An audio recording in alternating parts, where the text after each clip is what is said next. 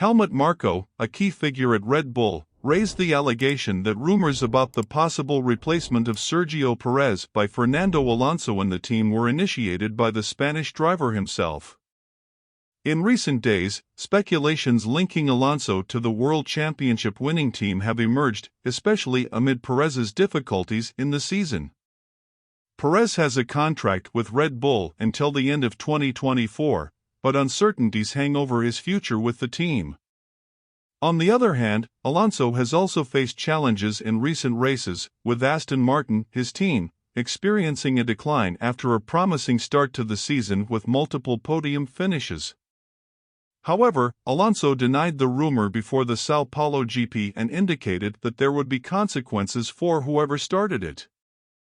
Marko, on the other hand, suggested that it was Alonso himself who initiated the rumors due to Aston Martin's disappointing performance.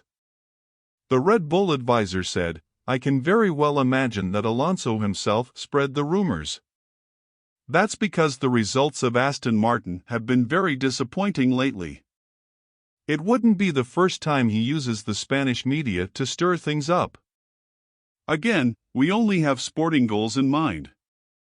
We want to win all the remaining races and finish second in the championship with Checo," he said.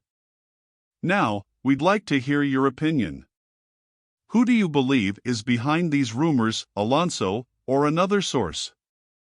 In your view, would a possible driver change benefit Red Bull or Alonso himself? Comment below."